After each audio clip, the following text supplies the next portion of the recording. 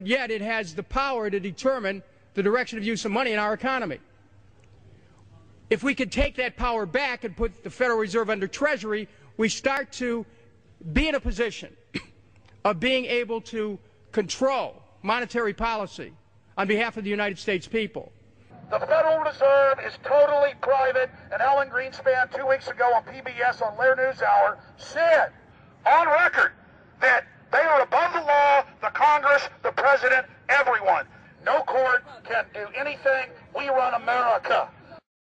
What is the proper relationship, what should be the proper relationship between a chairman of the Fed and a president of the United States?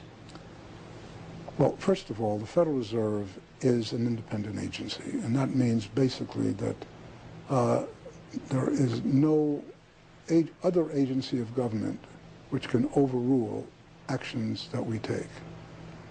So long as that is in place and there is no evidence that the administration or the Congress or anybody else is requesting that we do things other than what we think is the appropriate thing, then what the relationships are don't frankly matter. Notice what Greenspan is saying. Greenspan is saying the Federal Reserve is beyond the law. And in reality, they are in practice beyond the law. Nobody, as far as I know, has ever audited the Federal Reserve. One of the first things we ought to do when we nationalize the Fed is go in there and find out the audit. Who stole money? Who engaged in corruption? There's a whole series of people going back to Volcker, to Greenspan, to Bernanke, and so forth. Think of the arrogance of private group of banks that have bankrupted the nation by design so they can repo the country.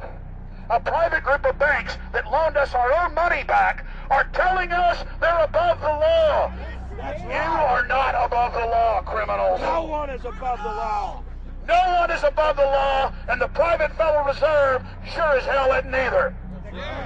Since the founding of the Federal Reserve back under Woodrow Wilson, the Federal Reserve has struck out 3 times. They didn't stop the crash of 1929. They didn't stop the banking panic of 1932, 1933. And now they are the cause of the derivatives crisis because they're the ones who inflicted derivatives on the world with Alan Greenspan.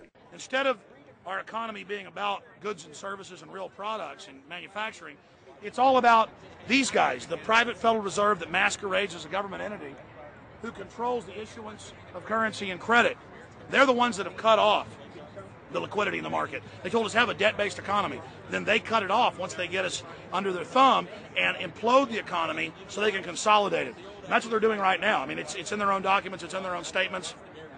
They claim, give us unlimited power, give us trillions of dollars of the Baker bailout bill that's already $5 trillion, not $850 billion as they say. And we'll get the economy going, but they're hoarding the money and buying up other banks that aren't part of the Federal Reserve, buying up insurance companies, buying up roads, infrastructures, media empires, defense contractors. What the banks do is they implode an economy by cutting off credit, and then once things really fall to a low, and they know the low because then they buy everything up and start then putting more money back into the economy, and then they build it back up. So they build us up and then shear us, build us up and shear us. And they're getting ready. All over the world, they're always shearing some country, imploding it. Comes out in their own IMF and World Bank documents. That's just the foreign arm of the same cartel.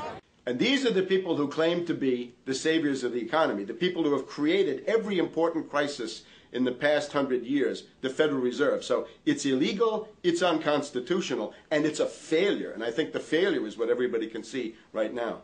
Yeah, what they do is that they make you think Clinton's evil in running things. Then, oh, Bush will save us. And then, oh, Bush was evil. Now we'll be saved by Barack Obama, but he's just a puppet. But as we get deeper into this phase, when they implode the economy, they have all the money and all the control. But they also like to pose as the savior. So Obama is meant to be the savior during the Depression, and he'll save us with a 1 million person, he said, is bigger than our military, domestic spy force, a 3 million person environmental spy force. So giving people these jobs to be government bureaucrats and spies to go out and manage the other 290-something million Americans. And so this is classical fascism. The communists also do it. Any vertically integrated command and control authoritarian system does this. So they're openly following what the same group of banks did in Germany, Russia. It's in the Communist Manifesto to have a private central bank, because the private central bankers actually wrote the ideas that they had Marx and Engels put out. People go, well, why would the banks want communism? It doesn't exist. They rape us, they consolidate us, they put us into work brigades, they make us slaves, and they say it's a people's paradise. Look at it, boy, you're really doing good. And then they transfer all the wealth of the nation offshore. The globalists are outside all the nations. That gives them safety, and they play countries off against each other. And so that's what we're facing and dealing with. And so they're bringing in classical, hardcore tyranny in the U.S., but we have the internet. We've grown our numbers. The alternative media has exploded. That's why they're trying to move in to shut down and regulate and tax the web, but it's too late for them. They're playing in the 19th century, 20th century rules. It's 21st century, the century of resistance to tyranny. And so it's going to be one hell of a fight with the people and free humanity on one side and the New World Order on the other. And every one of you out there counts, needs to be involved in this fight like nothing you've been involved with before, because this is life and death. Everything depends on exposing these people. Everything depends on showing the people that this is the New World Order, this is the criminals. We're dealing with the king rats here, the people that are carrying out tyranny worldwide. And either they fall or we fall. Either worldwide darkness and a new age of tyranny and oppression and with a scientific overlay, or a new age of liberty and freedom and a new renaissance. The choice is the people's out there. Okay, we can tell you what's going on. You can check it out for yourself and find out it's true. But don't wait. Investigate now. Get involved now. Go out there and reach out now. We don't have time. If you're looking for the solution, look in the mirror. Look right into the mirror, because you out there, men, women, old, young, black, white, doesn't matter. It's going to be up to you if they win or if liberty succeeds and the people have a chance of having any future. These are cold-blooded eugenicists. These are cold-blooded people who think they're God, think that they're our masters, that think that we're animals. These are the guys that funded Lenin and Stalin and Hitler and Mao. These are the guys, it's all on record, that bankroll this stuff. They are hardcore vicious, and they must be resisted. Up until about the Kennedy assassination and the beginning of the war in Vietnam, the United States is a very powerful engine for world progress. It's the assassinations, the Kennedy assassination, and the others in the 1960s, the beginning of the Vietnam War, and the beginning of the absolute domination of the Wall Street Group over every other interest. Nobody else counts except the Wall Street money masters. That has now made the United States into no longer a force for progress, but something very different, often a force for destruction in the world. That doesn't need to remain that way. The interest of the American people is to fight to take your government back from Wall Street and make the United States a force for progress in the world, which we easily could do if we could just break the power of the people behind Obama.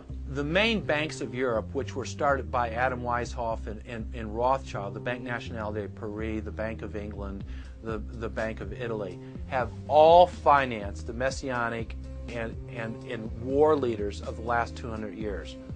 Napoleon, Lenin, Stalin. They backed Adolf Hitler. They backed Franklin Delano Roosevelt. And they are backing right now Barack Obama. The banking cartel had established a beachhead in 1913 through the Federal Reserve Act. In 1947, they set up a parallel shadow government through the National Security Act.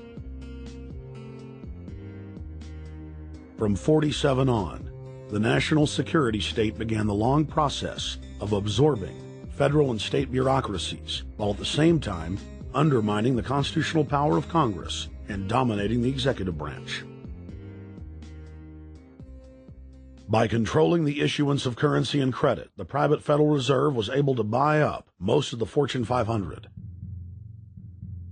And if a company wouldn't sell, the bankers would unleash federal regulators to run them out of business. Private central banks in Europe, the United States, and England took taxpayer money and loaned it at over 30% interest to third world nations. The bankers would then bribe the leaders of those countries not to pay back the loans. Their third world puppets would sign agreements stating that when the country defaulted, the banks would be given all the natural resources and infrastructure of the once sovereign lands. But worst of all, the countries would pledge future taxes paid by the people in perpetuity as profit to the private banks. By the year 2000, there were few nations that had not fallen to the designs of the money power. The globalists were now ready to start their final phase of world government takeover, the destruction of the Western nations' economies. to carry